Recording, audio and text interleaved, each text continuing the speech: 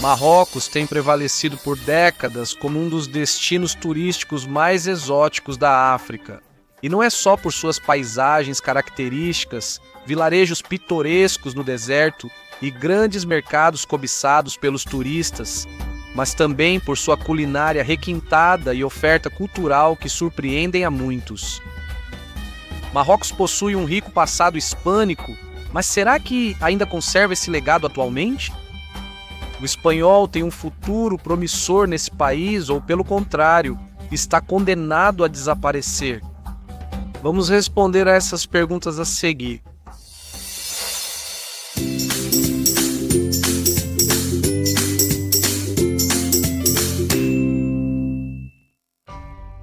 Primeiro, precisamos entender por que hoje em dia existe a presença do idioma espanhol no Marrocos. Embora a situação de multilinguismo atual no Marrocos tenha sido condicionada por múltiplos fatores culturais, políticos e administrativos, teríamos que voltar ao início da Idade Moderna, quando os muçulmanos foram expulsos de forma definitiva da Espanha após a chamada Guerra de Granada. No ano de 1492, esses muçulmanos passaram a ocupar os territórios do noroeste da África, que já possuíam uma rica história milenar, protagonizada por fenícios e diferentes dinastias berberes.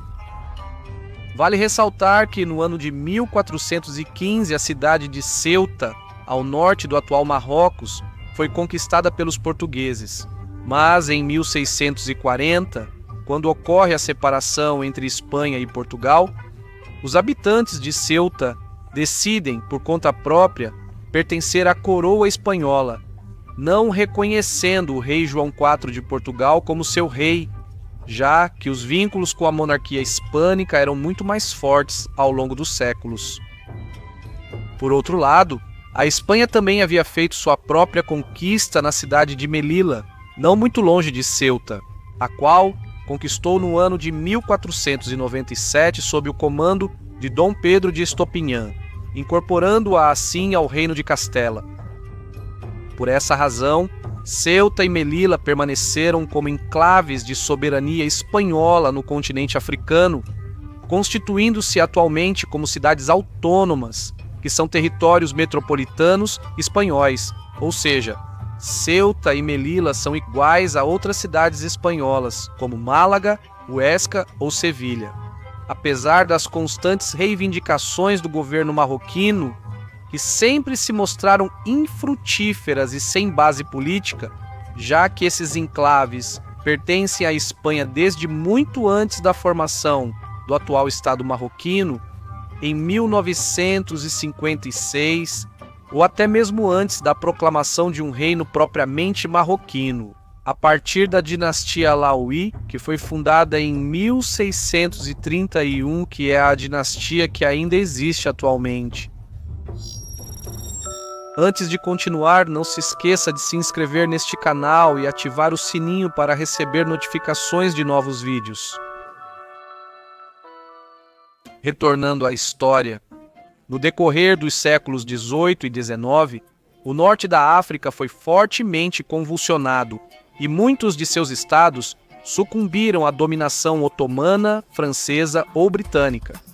No entanto, a dinastia Alaui mencionada anteriormente conseguiu manter a independência do Marrocos durante esses séculos, mas manter a estabilidade marroquina no século XIX não era uma tarefa fácil, já que o enfraquecimento do Império Otomano tornou cada vez mais difícil controlar o norte da África, resultando em numerosos ataques de piratas perpetuados a partir do Mediterrâneo, ao mesmo tempo em que ocorreu a chamada Guerra da África entre a Espanha e o Sultanato do Marrocos, no ano de 1859, na qual diferentes grupos marroquinos provenientes da região do Rif pretendiam tomar as cidades de Ceuta e Melilla. A guerra terminou em 1860 com a vitória espanhola e a assinatura do Tratado de Wadi Ras, no qual a Espanha, além de receber uma indenização econômica pela guerra, recebeu também o território ao redor do Forte de Santa Cruz da Mar Pequena, que havia sido estabelecido na costa atlântica na época de Isabel a Católica. Esse território passou a se chamar mais tarde Isni, enquanto a França realizava sua expansão colonialista na Argélia. A Espanha estabeleceu seu assentamento na região do Saara Ocidental, também conhecido como Saara Espanhol, em um acordo entre as potências europeias, no chamado Partilha da África. Com isso, aumentava-se a presença espanhola na região oeste do Maghreb. Com o passar dos anos, os conflitos entre as potências para colonizar a África começaram a crescer, fazendo com que a Alemanha também pretendesse o controle sobre Marrocos, entrando em discórdia com a França, que já havia demonstrado intenção de controlar a área, fato que terminou em 1906 na Conferência de Algeciras, onde o território marroquino foi entregue a um protetorado espanhol no norte, na região do Rif, em uma área conhecida como Cabo Jube, ao sul, na fronteira com a já estabelecida colônia do Saara Espanhol, e a um protetorado francês na zona central e sul, que foi ratificado mais tarde no Tratado de Fez, em 1912. Situação que favoreceria o sultanato marroquino daquela época, já que o controle econômico da região havia saído de suas mãos. Por isso, mesmo com os protetorados, Marrocos mantinha a soberania na região, mas na prática eram as potências europeias que exerciam o controle real da administração.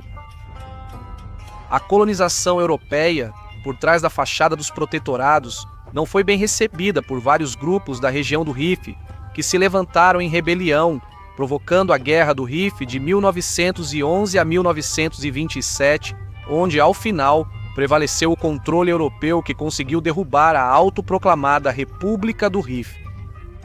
O protetorado francês se dedicou principalmente à exploração mineral da sua região, embora tenha realizado melhorias no sistema de transporte e agrícola.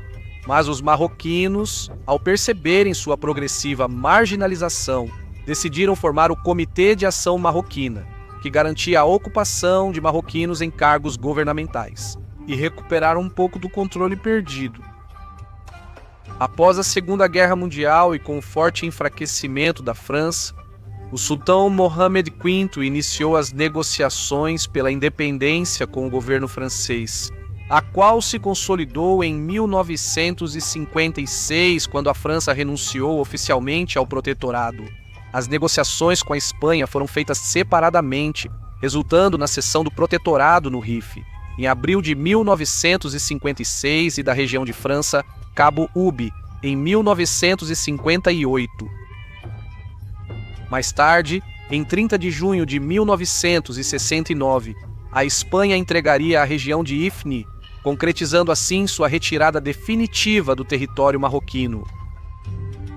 Por outro lado, os marroquinos começaram a invasão na região do Saara Espanhol com a chamada Marcha Verde, com o apoio logístico dos Estados Unidos, a qual culminou com o chamado Acordo Tripartite, como parte do programa da Organização das Nações Unidas de Descolonização da África, pelo qual Espanha, Marrocos e Mauritânia adquirem a administração temporária do Saara Espanhol.